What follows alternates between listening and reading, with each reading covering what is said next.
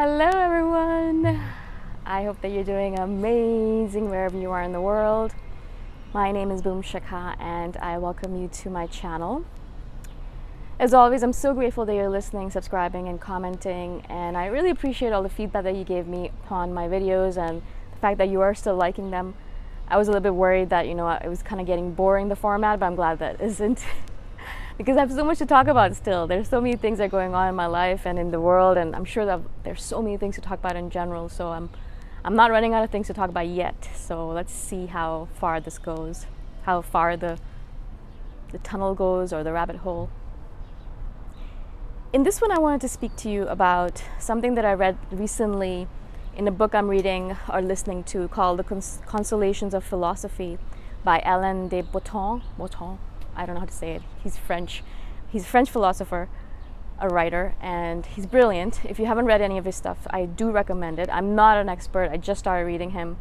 But I've always loved his quotes whenever I've seen them, and so I was like, why don't I read some of his stuff? And so I've been listening to the book, little by little, trudging along. And one of the things that he said in it that I found really brilliant was, what's popular isn't always what's right. And I think that's exactly how he said it. I'm not paraphrasing.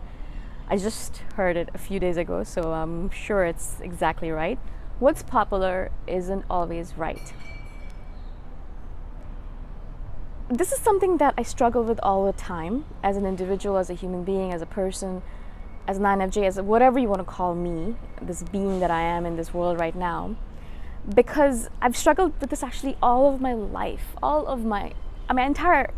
as much as I can remember, from the time I was 12 or 13 years old, when I can remember myself thinking about these things, I remember that I struggled with this. Because I always would think, I was like, all right, cool, just because everyone else is doing something, does that mean that it's actually the right way to do things? And in a lot of cases, actually, in my opinion, it's not. Just because something is popular doesn't mean it's right, in my opinion, of course. And these are all my opinions. So if you don't agree with it, please let me know, obviously. But also realize that I'm just one measly little human being in this entirety of the universe. So really, what does my opinion matter anyways? Which is rich coming from a YouTuber, but that's what I think. But the reality is that just because everyone else is doing things a certain way, does it really mean that it's right? Or does it just mean that we have been conditioned to believe that that is the right path in this moment in time, in this epic that we are in, and maybe in the future things are going to be a little bit different and they're going to change so much that what was right now is going to be wrong in the future. And you've seen this happen throughout history over and over again, where at first slavery was right, it was the right way to do things, and now obviously slavery is wrong.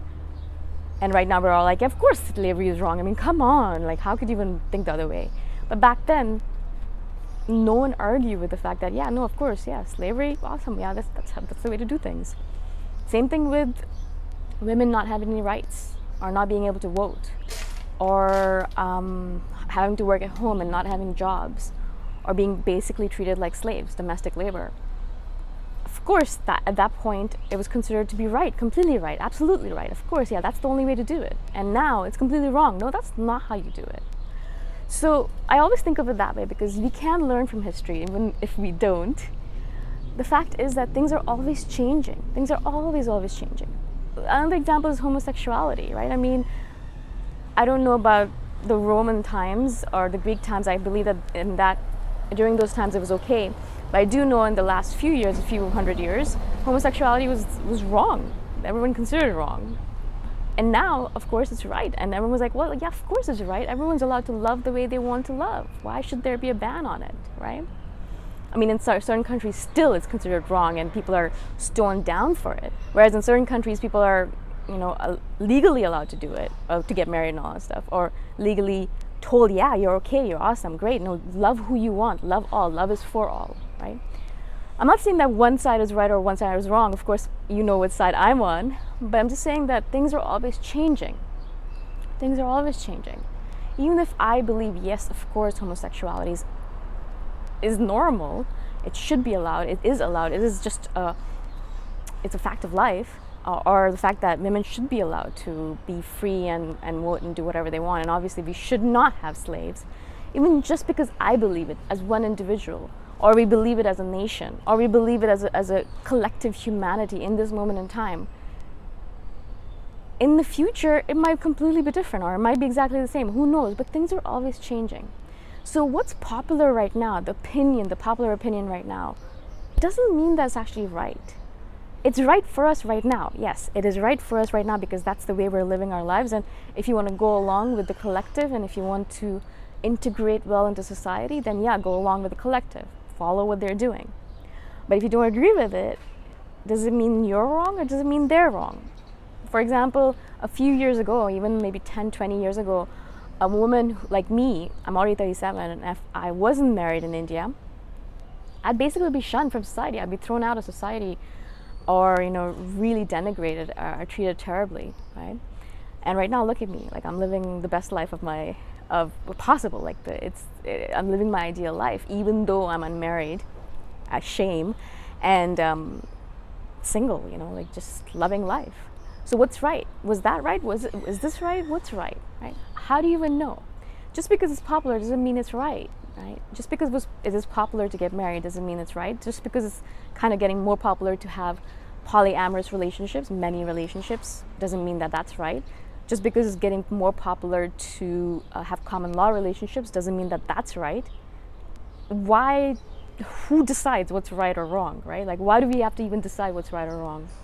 Of course, in order to maintain society and the structure of society, and to make sure that crimes aren't committed or people aren't killing each other, all that stuff, of course we delineate laws so we're not going into each other's homes and doing all these terrible things.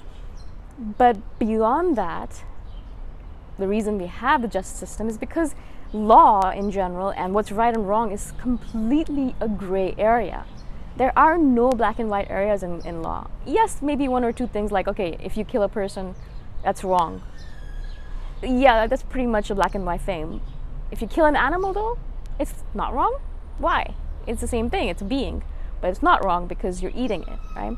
So certain people will say, no, it's absolutely wrong. And some other people will say, but no, it's not wrong. I'm eating it because I need to live. I need to eat to live. So of course, again, right, like there's this weird thing where you're like, okay, who's right and who's wrong? Is this party right? Is this camp wrong? The same thing with the religious arguments that people make, or political arguments, or the pro-life, pro-choice arguments. Which side is right, which side is wrong? Really, there is no way to tell, because it's whatever's popular right now, it seems to be right, but a few years down the road, it might not be popular anymore and it might be wrong. And then a few years down the road, we might kind of backtrack again and be like, no, that's actually right, So really, the whole point of this video, I think I iterated it enough, is that really what you have to do is figure out what's right for you, or what's wrong for you. Now, I'm not saying, of course, that you kind of start harming other people in the process. But like, well, it seems right to me that I start killing people. Well, maybe not that far going into it. But like for me, for example, living the life that I lead, not being married, not having a typical 9-to-5 job, roaming around the world, not being situated in one place with one person in one location is right for me. It feels right. It feels good. It feels like I'm in alignment with the universe. I feel it's just perfectly aligned with everything that's going on with me, and perfectly aligned with my life purpose, living like this. It's right for me. Is it right for everyone? No, of course not. Actually, in fact, a lot of people look at me and they try to live like me and are not able to because it's too difficult for them, or too different. They just can't do it, right? So what's right for me is not right for you. What's right for you is not right for me. And this all results in the thing that we all need to decide what's right for us in our own minds, with our own conversations, with our soul, with our psyche, with ourself, with our deep, deep, deep self, and figure out, okay, maybe if everyone else is doing something, yeah, maybe I want to do it like that too. Yeah, if everyone's buying an iPhone, yeah, I think I want to buy an iPhone too. I think that's great, and I'm going to do it. If everyone is jumping off a cliff, yeah, you know what, actually, I think I would like to do that too, because I feel good about it. I feel like it's the right way to do it, right? So yeah, just feel into yourself. You feel into your deep self, to ask yourself questions. It doesn't matter if it's right or wrong for someone else, or if it's popular or not for someone else, or for society, or for the collective, but what feels right or wrong for you, right? What is it about yourself that dictates how you want to live your life, right? And the example that he gives in it is a military example, which he uses a lot of military examples, of course, which for me is a little bit weird, but that's what he does. And he said something like, there was this, he asked a couple of questions, Socrates, I think he was talking about, asked a couple of questions to these military guys saying, what's courage? And they were like, well, standing in front of an army or a battle and not giving up, not retreating, just standing tall and pushing forth, right, kind of thing. That's courage to them. And then Socrates was like, well, what about that general? And he gave an example of a general who actually retreated at first, or an army that retreated at first, because they knew that they needed to girdle up their loins or whatever, like they needed to get their resources up together again. And so they retreated for a bit. And then they went back again into battle and they won. And Socrates was like, were they not being courageous? Were they not being diligent in their strength? Like they weren't actually taking care of the situation properly? Were they actually doing the wrong thing? They won though. Like, does that not mean that they're courageous? They were brave enough to take a step back and then move forward when the time was right. Is that not courage? Right? And so again, if we kind of go by what's popular and not actually ask our heart what's popular or what's right for us, then we might follow an adage or a rule that's set up by someone else that was right for them but is not right for us, or is wrong for them but is right for us, right? And so we need to come back to the source of our decision making, which is our soul. And of course that we do that by going still, by asking ourselves lots of questions, by knowing ourselves, by knowing what's good for us and not good for someone else. And that will all require a lot of conflict, perhaps, maybe confrontation with the people around you, maybe arguments where you're like, no, actually that's not right for me, I'm sorry, but I'm not going to do that. Maybe you'll lose some friends, maybe you'll lose some family members, maybe you'll get into arguments or confrontations with people around you because they're like, well, you're an idiot, stop doing that. But all of that is necessary because what's popular is not always right, and it's not probably always right for you as well. So you're going to have to decide, okay, what do I want to do? Do I want to do what's popular? Do I want to go along with the crowd? Or do I want to do what's right for me?